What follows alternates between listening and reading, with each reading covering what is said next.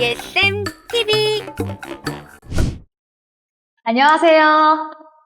예술강사 권리찾기 진행을 맡은 안수정입니다. 예술강사 권리찾기는 서울시가 후원하고 전국 예술강사 노조 서울지부가 주체가 되어 제작되는 유튜브 채널 예쌤 TV입니다. 짠! 예술강사가 노동자로서 자신의 권리를 지키기 위해서 알아야 할 12가지의 노동법에 대해서 이야기를 나눌 예정입니다. 앞으로 저와 함께 해주실 두 분을 먼저 소개해드리겠습니다. 하윤성 노무사 선생님이십니다. 네, 안녕하세요. 안녕하세요. 그 다음 예술강사 조현재 선생님이십니다. 안녕하세요. 안녕하세요. 두 분 간단한 소개 말씀 부탁드립니다. 네. 흥동근로자복지센터에서 법규와 상담을 맡고 있는 하윤성이라고 합니다. 네, 저는 8년차 예술 강사, 연극 분야 학교 예술 강사로 일하고 있는 조현재라고 합니다. 오늘은 예술강사 권리찾기의 첫 내용으로서 근로계약서 작성에 대해서 알아보도록 할 건데요. 노동자라면 누구나 일용직이든 프리랜서든 또 아르바이트든 근무 형태라든지 근무 시간 상관없이 무조건 근로계약서를 작성하고 교부받아야 할 권리가 있는데 여러 사업장에서는 그런 계약서를 쓰지도 않고 또 쓴 계약서를 받지도 못하는 일들이 번번이 일어나고 있는데 이럴 땐 참 난감하거든요. 이럴 땐 어떻게 해야 될까요, 노무사님? 네, 그 회사에서 근로계약서 작성을 거부하거나 교부하기를 거부하는 경우가 종종 있는데요. 그런 경우를 대비해서 이 근로조건에 관해서 회사와 서로 대화하거나 통화하는 경우 그런 것을 녹음해 두는 것이 좋습니다. 또 한편으로 근로조건에 대해서 일부러 문자 메시지를 막 보내는 거예요. 우리 상여금 받기로 했었죠? 그러면서 일부러 그런 것들을 문자 메시지로 증거로 남기는 게 중요합니다. 근데 선생님, 녹음하면 불법이 되는 게 아닌가요? 그 사람의 동의를 얻지 않아도 되는 건가요? 아니요. 노동자 본인의 목소리가 녹음된다면 불법은 아닙니다. 만약에 노동자가 없는데 그걸 녹음했다. 그건 굉장히 큰 중죄예요. 근데 같이 있다는 것만 입증이 되면 상관없습니다. 제가 그냥 주머니에 넣고 대화를 할 때 녹음을 하는 거는 괜찮다는 네네. 말씀이시죠? 그렇다면 노동자가 근로계약서를 작성할 때 꼭 확인해야 될 내용이 뭐가 있을까요? 근로계약서 작성할 때 가장 중요한 건 아무래도 돈이 되겠죠. 그래서 임금의 지급 방법, 구성 항목, 이런 것들을 꼭 검토를 하셔야 되고, 또 몇 시부터 몇 시까지 근무한다. 그 근무 시간들, 그 다음에 무슨 업무를 한다. 이런 업무 내용들, 이런 것들을 반드시 확인하셔야 되고, 요즘에 많이 발생하는 것 중에 하나가 근로계약 기간이에요. 근로계약 기간을 회사에서 안 썼는데, 그거 안 쓰고서 서로 무계약식으로 해서 딱 사인을 갔는데 나중에 회사가 임의로 근로계약 기간을 적어가지고 계약식으로 만들어버린 경우도 종종 있거든요. 네, 그런 경우 조심해야 됩니다. 네, 계약을 하러 가면서 저희가 들고 가진 않잖아요. 네네. 회사가 적어준 근로계약서를 보면 이게 상당히 사용자라고 하나요? 그 회사 쪽 사측의 입장에서 써져 있는 것 같은 계약서를 많이 봤거든요. 그러면 저희한테 불리하게 적용되는 경우가 항상 있더라고요. 네네. 그런 경우를 대비해서 그 근로기준법에서는 이 법의 기준에 미달하는 근로계약은 무효로 하고 있어요. 무효로 된 부분은 법에 정한 기준을 강제로 보충하도록 되어 있죠.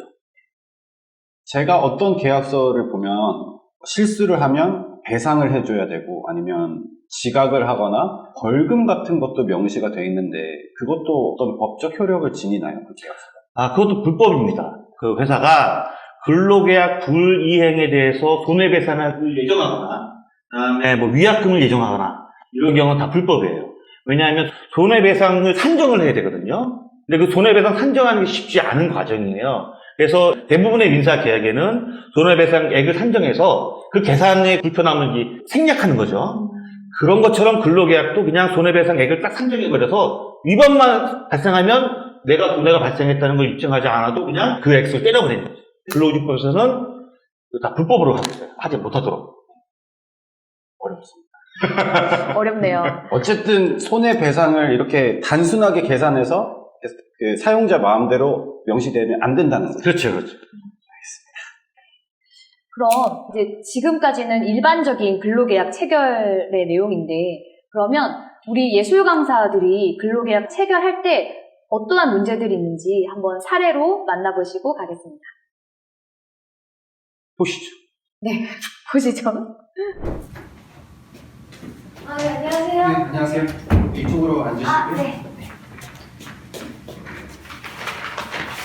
네, 이게 네. 네, 계약서. 근로계약서입니다. 네. 이거 보시고 장에다 다 사인해 주시면 돼요. 네.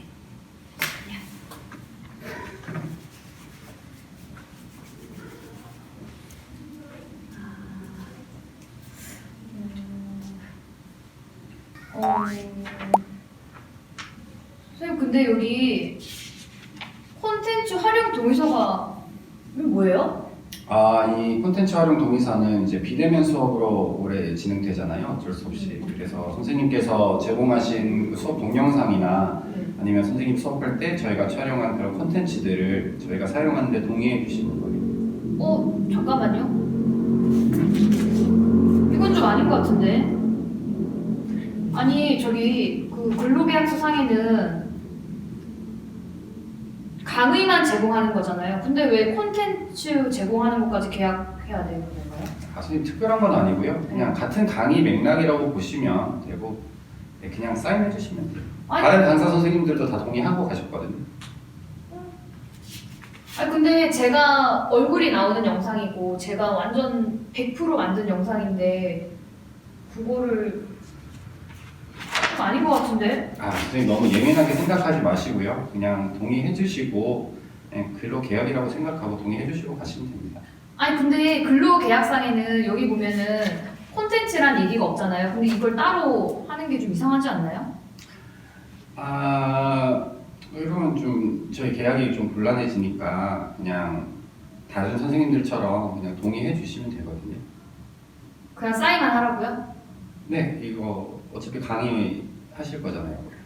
아니, 정확히 무슨 내용인지 그냥 제공만 해라 하고 사인하라는 게 너무 말이 안 되는 거 아닌가요? 그냥 절차상 하는 거니까 그냥 사인해 주시고 네. 올해 수업 하시면 됩니다.